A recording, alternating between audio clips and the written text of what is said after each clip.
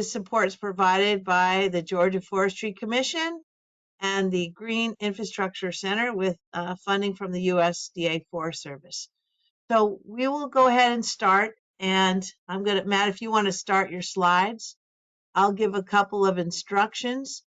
We will have everyone in listen only mode to start, but if you have a question at any time during the webinar, you can ask it, and there'll be a little slide to remind you of this, but you can ask that question in the question panel box, a little box up to the upper right of your screen with a question mark in it. We'll answer those as we go along live. And then if you want to ask a verbal question at the end, we'll have a chance for you to raise your hands and we'll unmute you to ask your question. So with that, I'd like to turn it over to Matt and Seth. Seth Hawkins is going to introduce the project a little bit and just say a welcome from the Georgia Forestry Commission. Hey, thanks, Karen, and thanks everybody for joining today. So again, Seth Hawkins, I manage the Urban and Community Forestry Program for the Georgia Forestry Commission. That is a long title to say basically I run a program to assist communities with their trees and whatever those goals might be.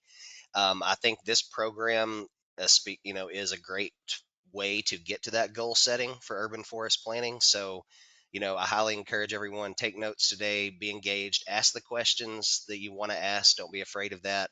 Karen and Matt and Derek are great. I can attest, I've worked with many cities at this point across the state in this specific program. And I always learn something every time, even going over some of the same material. So again, thanks everybody for joining. I think my entire team's here. I don't think they can show themselves, but we do have 4 regional community foresters. So I highly encourage you also to make sure and get engaged with them.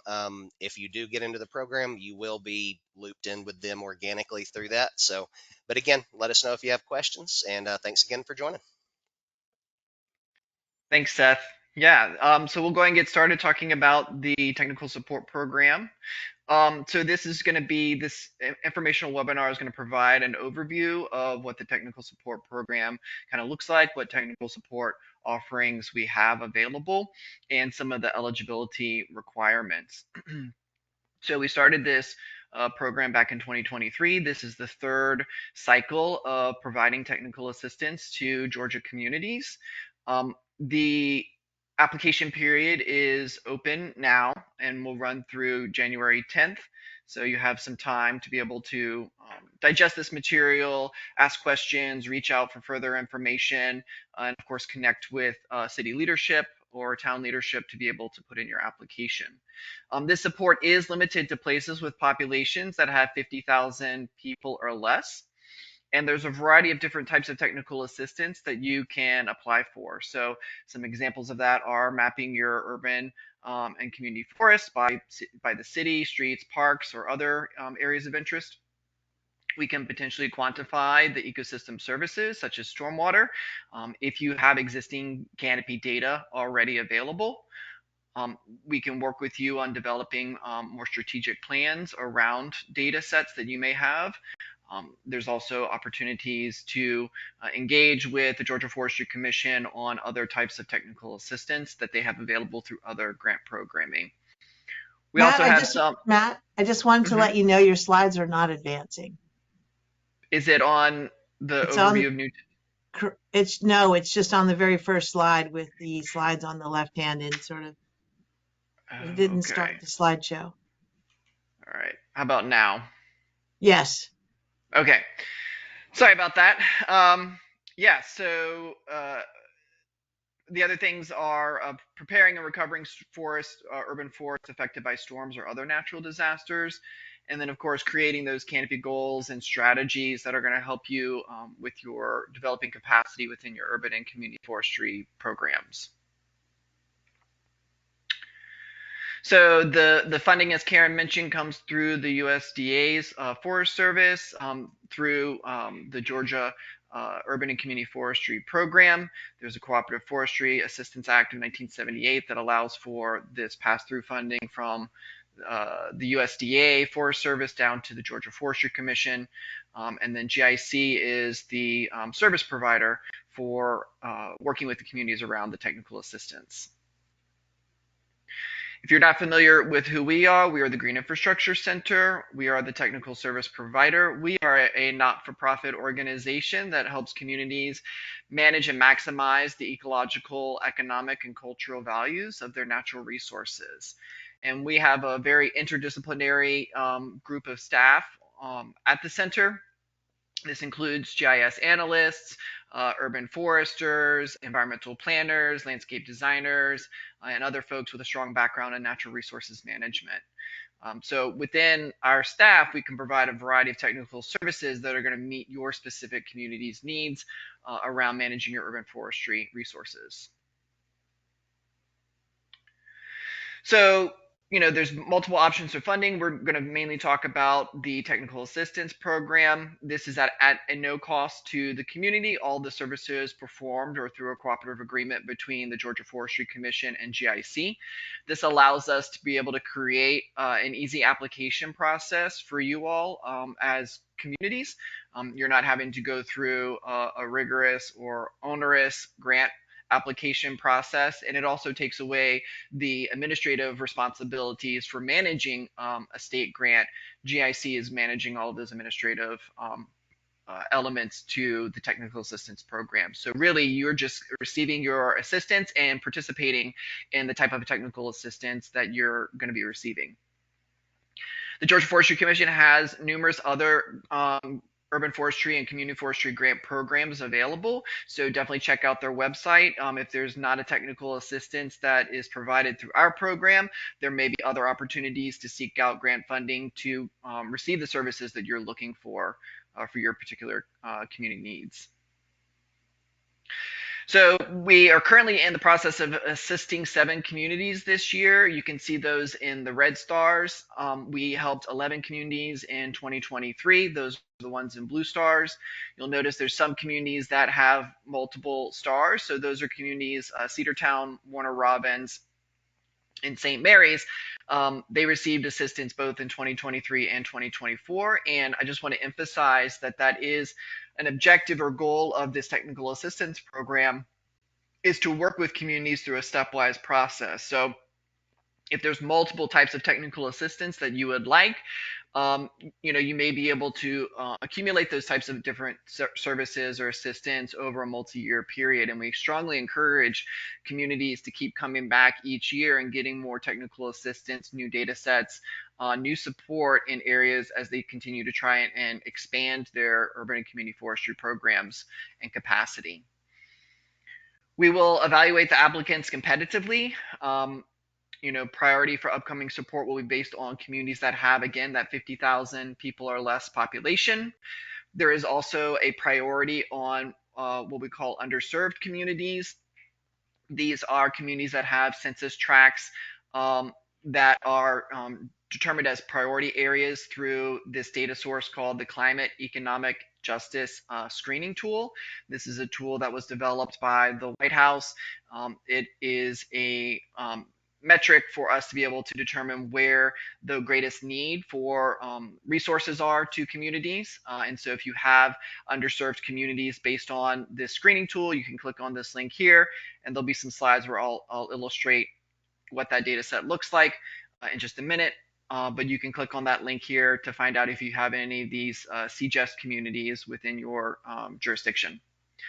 And then as part of the application process, there'll be some questions where it's really helpful if you clearly identify how you want to use this data or technical support to further your particular goals around urban and community forestry.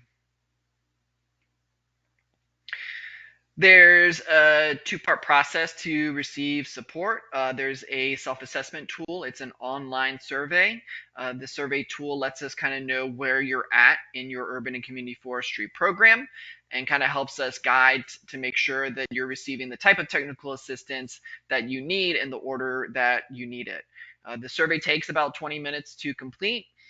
There are accessibility options available, i.e. print copies that you can receive if you need those accommodations. And you can reach out to Seth and he can get you a printed copy of that as well, and instructions on how to submit that for your application.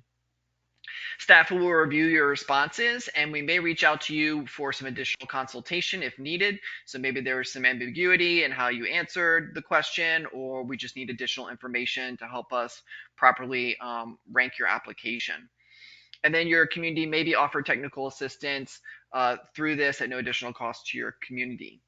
The determination will be made that you've qualified and that we have the resources to meet your needs. We also need to kind of review the number of applications that we get in to see how many potential communities we can receive and the type of assistance that they're requiring, because not all technical services have the same level of commitment or cost associated with them. We also, once you've been determined to receive technical assistance, we will ask you to provide a letter of commitment from your city leadership, whether that's your city manager, your mayor. This commitment letter is really important for us to know that that you will be able to participate fully in the entire program for your particular technical assistance. This process does mean less work, so less paperwork, no long applications. Again, on average, applications through this online survey take about 20 minutes to complete. It does allow us to assess your applications more quickly and get a quicker response back to you. So we hope to have decisions made in February of 2025. Again, those applications are due on January 10th of 2025. There are opportunities for multi-year support, but we typically are going to try to work with you and begin where you need first the support and the type of assistance to build up your urban forestry program. And of course, there's chances to apply for specific projects with the assurance that you can select the most strategic sites and options. If you've applied before and received assistance, you can still apply again for different support for next year. So if you only get one of your requested types of services, then you can always reapply next year to receive the other options that you were hoping to receive. So the different types of technical support are available. One of them starts off with canopy mapping. So many communities need help with tree canopy mapping, planning, and management. This support is based on the needs of identified in the self-assessment tool. So whether or not you have existing canopy data, or maybe you do have existing canopy data, but it's really out of date. Maybe it was 10 years old at this point, in which case it's, necessary for you to have updated data. So we'll determine that through that self-assessment tool. And with the canopy mapping, we also identify potential planting areas, locations where new trees can be planted, and we'll work with you on setting a canopy goal, either for the city or particular areas or neighborhoods of your community. And we can do further analysis of different sites or locations within your community, such as parks and schools. 5 things to have on hand before taking the self-assessment. So this is information that you're going to want to be able to answer as you're taking the survey. So does your locality have a digital tree canopy coverage, map, or data? And if so, what year was it created? Does your city have a tree inventory? And again, when was it collected and for which areas? Does your city have an urban forest management plan or an urban forest master plan? And again, how old is that document? Does your city have any kind of storm mitigation plan? And again, how old is that plan? Does your city employ an arborist? And if it doesn't, that's okay. So the answers to all of the number 1 through 5 questions above, if they're all no for your particular community, that is completely okay. The whole point of this is to get assistance to communities that need data, that need technical support. So by saying no to all of these questions is not going to hurt your chances of receiving technical assistance. Again, there's the preferences will be given to communities that include areas identified as underserved.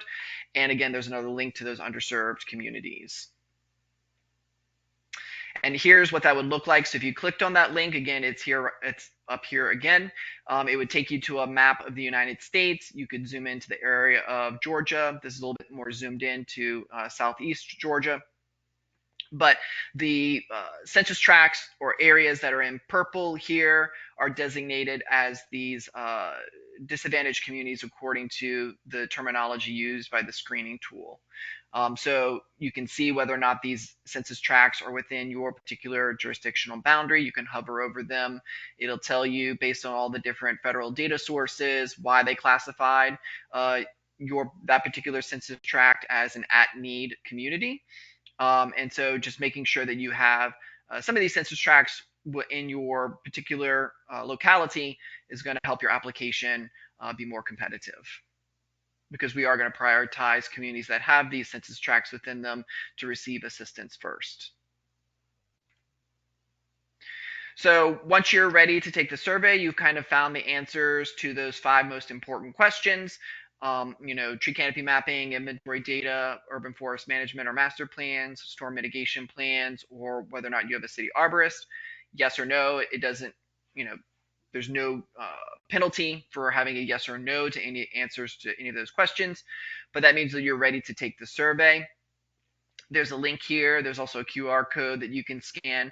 We'll be sending out copies of the slide deck after this informational webinar along with the recording, so that you can share this materials with other folks that may be interested. The person filling it out should have authorization to complete it for their community. So if you don't have prior authorization from, say, your city manager or city leadership, you do want to make sure that you have that before you're able to take it. Because if we find out later that your mayor has no idea and they're not willing to write a letter of support, that could jeopardize your particular technical assistance. At the end, determine what you most need support for based on how you answered questions in the tool. So there will be some prompts at the end that will help guide you to understand maybe what types of technical assistance are most suited based on how you've been answering questions prior in the survey. You can select from multiple options for assistance, but again, we're going to be limiting assistance based on the number of applications that we receive and the amount that we'll be able to provide with the assistance that we have. So you may ask for a bunch of things, but you may only get one. So this is the kind of options available. Tree canopy mapping. So again, the canopy maps plantable areas and goal setting.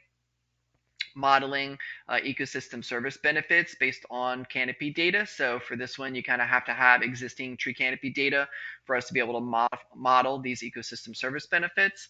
And these are things like air quality, carbon sequestration and storage, shade and cooling, and stormwater uptake.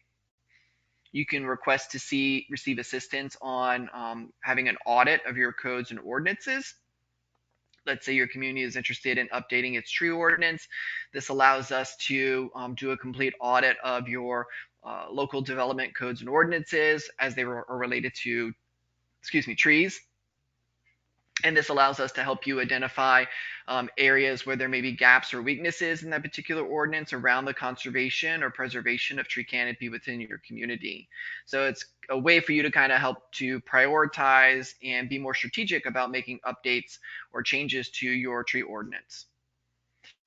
You can request for tree planting plans or urban forest master plans. So again, using recent canopy data, and possibly if you have tree inventory data, understanding where there are potentials to plant trees and using that data to develop a larger document with more engagement around strategic planning for your urban forest.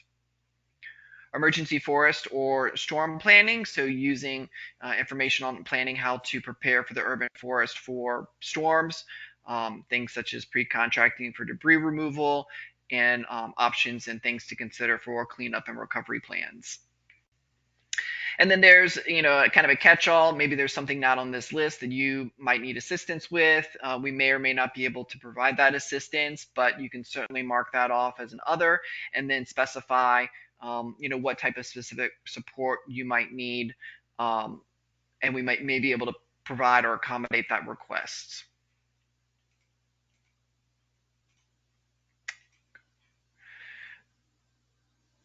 So this is just an example of some tree canopy mapping data from this year. We worked with the city of Pembroke, Georgia. Again, we produced some land cover data for them. This is what their final land cover data map looked like, along with the breakout of their land cover by different land cover classes. So we use this data. We worked with the community to make edits to this data to get it to be most accurate. We also mapped their potential planting areas and used all this information to be able to help set goals and strategies for that particular community. And they got a little mini report with all of the data and the maps at the end. So this is kind of how that process works with the canopy mapping. We're able to identify potential planting areas. These are the areas up here in the upper right in orange. These are lawn or turf spaces where the underlying land use is suitable for having new trees planted. Once we've identified and kind of edited this data, so going through and excluding things where tree planting is not really compatible, such as ball fields or landfills or airport tarmacs, we're able to refine this data so that we can get a better understanding of where planting trees is possible within your community.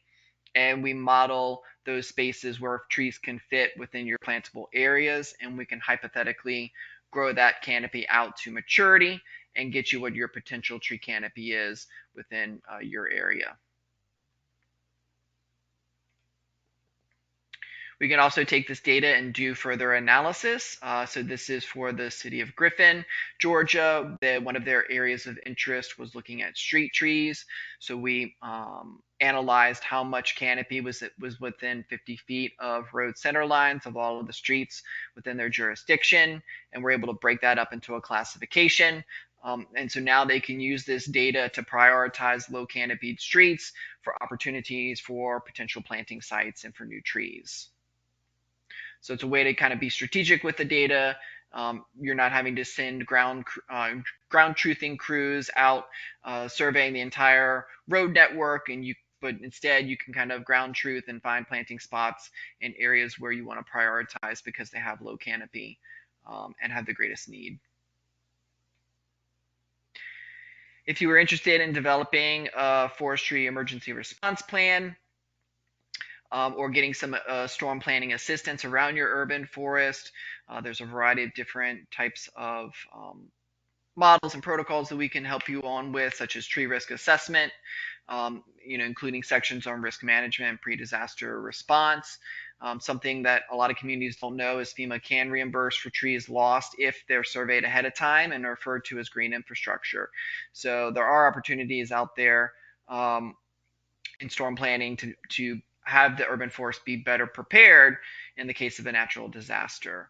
And then, of course, the Georgia Forestry Commission has been developing a lot of materials online and that can help communities with storm planning. And there's a link here where you can find some of these free resources to help your community with storm planning if that's something that you're interested in doing.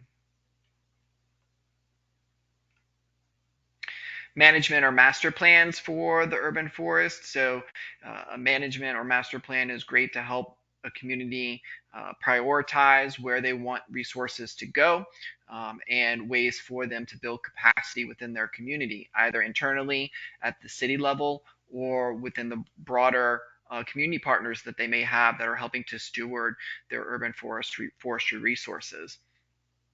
Plans are also really great for helping to make sure that you have adequate budgets for managing your program and that you're able to meet the needs that the urban forest resources have in terms of replanting. So maybe you're removing a lot of trees, but you're not necessarily replanting a lot of trees in your community.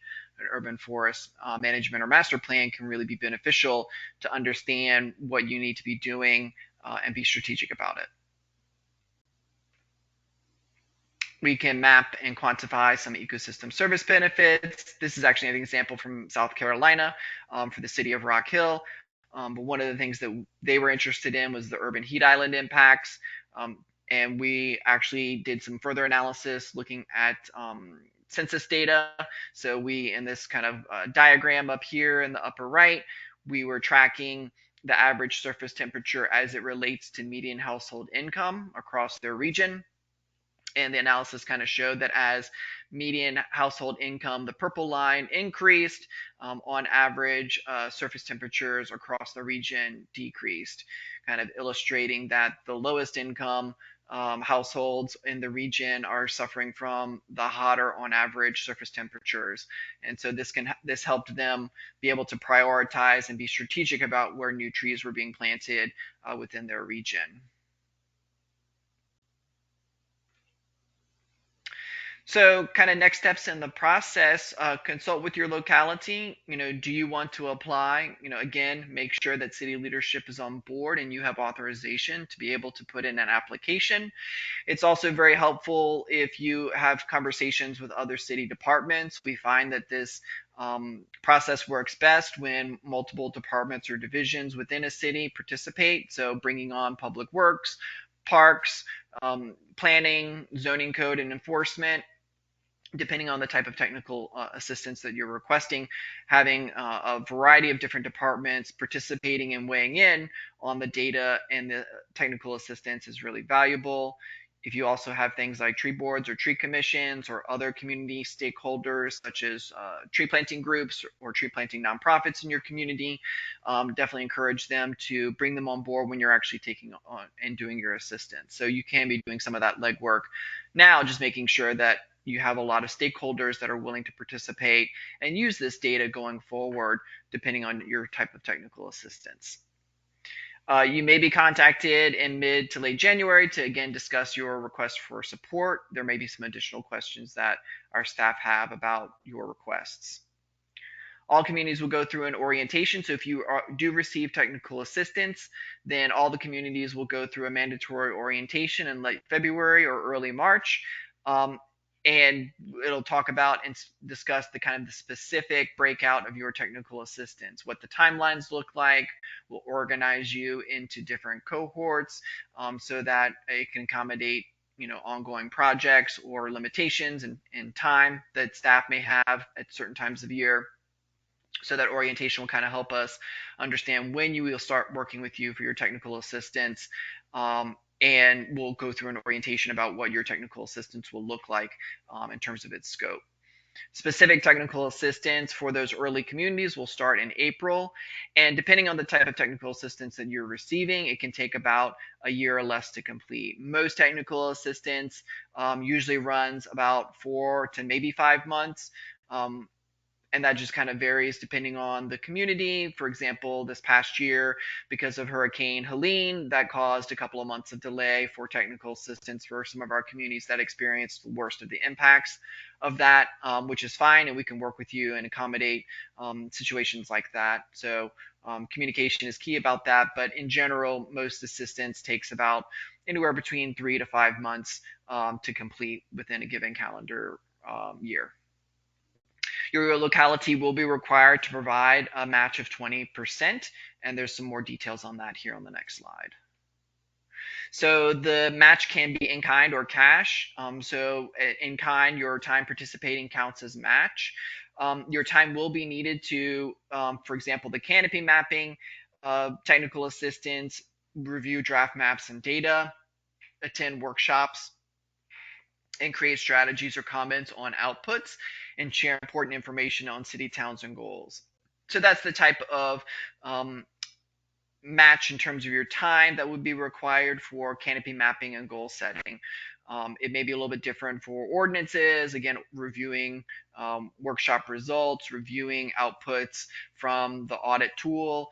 So the type of technical assistance is going to vary in terms of what your time is going to look like in participating in the program. But let's say for hypothetically, a 20% match example, if you receive the equivalent of $10,000 of technical assistance support, your match time would contribute about $2,000 worth of time. So over the course of a year, that's about 60 hours of one person's time. If we assume the federal volunteer rate of $33.49 an hour, or if, let's say, 3 people from your city were participating in the technical services, that would be about 20 hours over the course of the year per person to meet that match.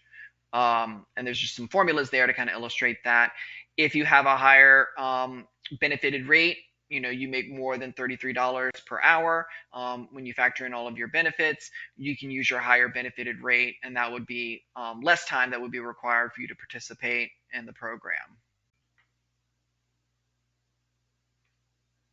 Some of the matching rules. So again, the match may be in the form of cash or in-kind contributions, such as third-party donations of goods and services. All contributions must come from non-federal sources. So if any staff positions are federally funded, or you're currently working on projects where you're using federal funds in terms of staff time or other contributions, in-kind contributions, those are not allowed. They must be from non-federal funding sources to be counted as match. Matching funds for this project may not be used as match for any other federal cost share project, so no double counting of that federal match or that match on other federal projects. So again, just make sure there's none of that double counting.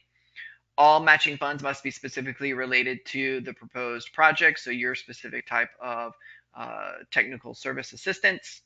And then documentation of all matching support will be provided to GIC, and we will submit that on behalf to the Georgia Forestry Commission to show participation and the meeting of those match requirements.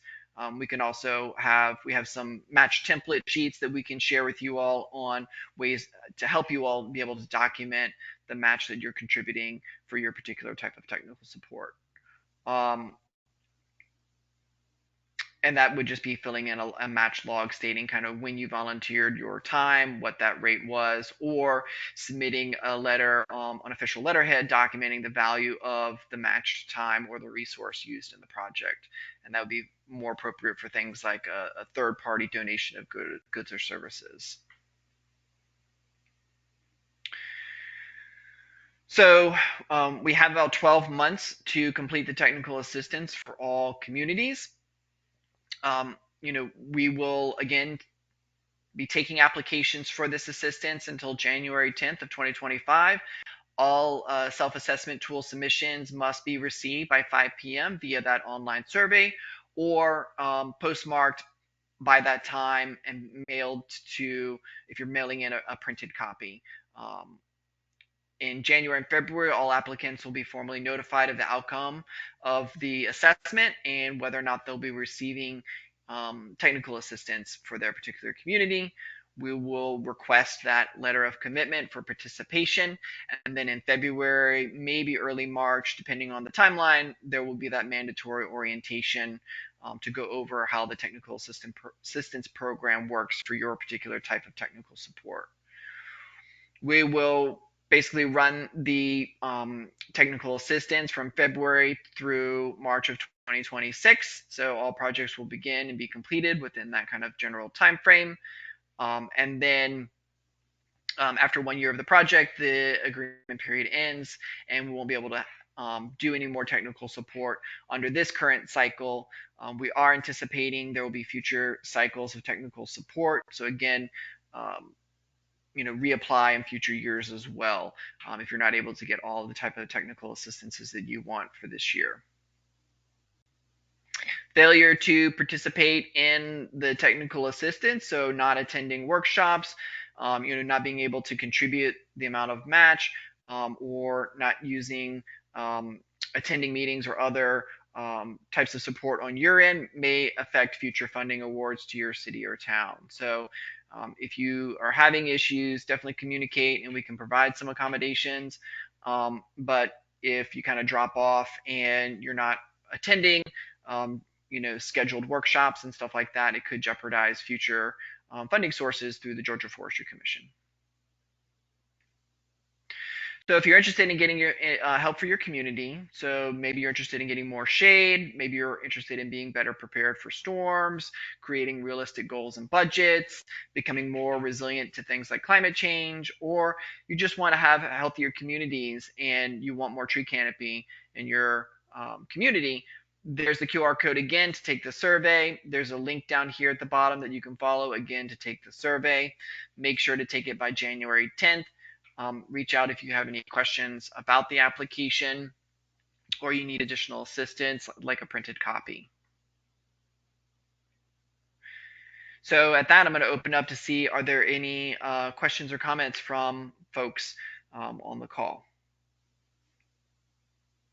So far, there was just one question about whether the webinar would be recorded. which we said it is being recorded and we'll send a copy to everyone within 24 hours. We'll also send you a copy of this slide deck as a PDF. But if anyone has any questions that they would either like to type in now to that question mark pane in the upper right corner of your screen, you can just click on that and type away. Or if you would like to be recognized and just ask your question aloud, all you have to do is use the raise your hand feature and I will select you to unmute. So we try to do a pretty thorough webinar, so there may not be questions. I think too, once people take the survey, they will see how easy it is to click through. Like we've said, it only takes about 20 minutes to complete. Hey, Karen. Yes. This is Seth. I just wanted to, Yep, if I could, just chime in a couple things. I think sure. a lot of great information there, Matt. Thank you so much. I think everybody should understand like this is an incremental process, right? So don't maybe be scared if you are worried like, oh, that like some of those end products maybe looks like a lot. Remember, this is a step-by-step process. So that's the idea, is to build capacity. And I think the beauty of this program is just the no money exchanging hands back and forth between the state and the city. It just makes things so much smoother and easier. And don't be afraid of the match. The match comes very organically and then some. So, yeah, thank you. Mhm.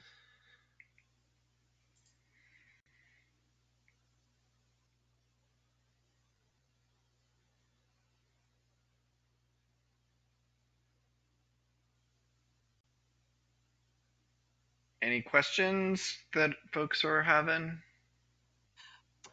Matt, that I Mhm. just wanted to say people will probably be able to reach their match organically, as Seth and you said, just by Mhm. attending the workshop.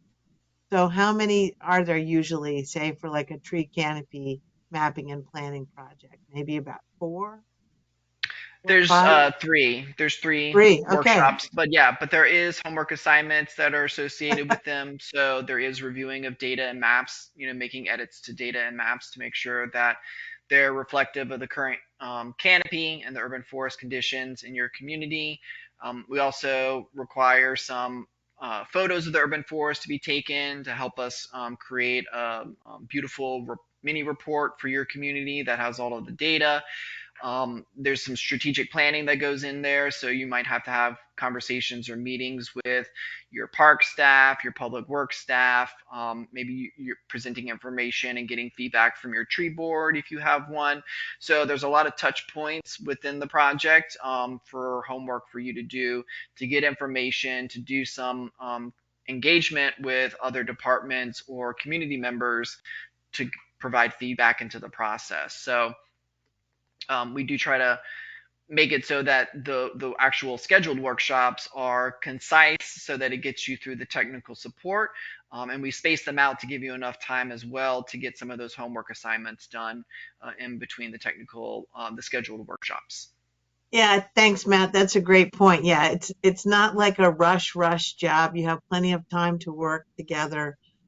We say there's no tree emergencies when we're doing long range planning and mapping like this. One person just posted a question in the thread. Our town is looking to get an updated tree inventory. Is this something that assistance is provided for? That would be something that the community would need to apply through other funding sources that the Georgia Forestry Commission has. Okay. Seth, did you want to make any comment on that? Just to clarify. So, a tradition like an individual on the ground tree inventory is a different tool than the canopy mapping that's the end result of this work. So Matt's exactly right. So the canopy, and they work in concert together. So it's great to have both. The canopy mapping is really where I tell people to start with your goal setting. Make sure you're building that capacity, because a tree inventory can be somewhat of a big undertaking sometimes. But Matt's right. So once you're ready to have those conversations, you can talk directly to GFC, and we have some grant funding to support those kinds of projects. Great. And we'll send Seth's contact out also and the link to their website when we send you guys the follow up. Okay. Does anyone and online wish to ask a verbal question, if you hate typing in question boxes, I'm just going to see if there's anyone with their hands raised.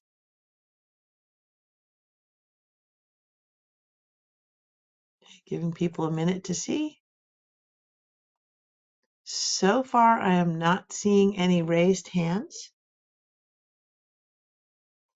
All right, so back to our panelists. Is there anything else that you wanted to mention that we didn't cover? No, I mean, I'll just make, one last final, statement of praise for the program.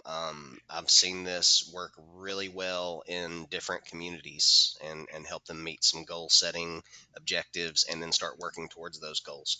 So, I just want to say again, your community forester for your region's there to also help along the way in the process. We'd love for them to be at all the meetings as possible and all that stuff. So, we're here for you. If you need help filling out the survey, please give any of us a call. I'm happy to help with that. And yeah, I really encourage everyone to take advantage of this. Absolutely. Yeah. All right.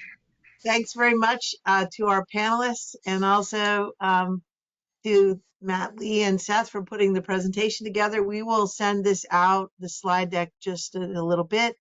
And we will also edit the recording and then have that available in 24 hours for everyone if you want to rewatch it. And as you may have noticed, we did not make this an hour and 45-minute workshop. That was a typo. It was only ever intended to be about 45 minutes. So with that, we'll let everyone get on with their day. And thank you so much. And hopefully all of you will apply.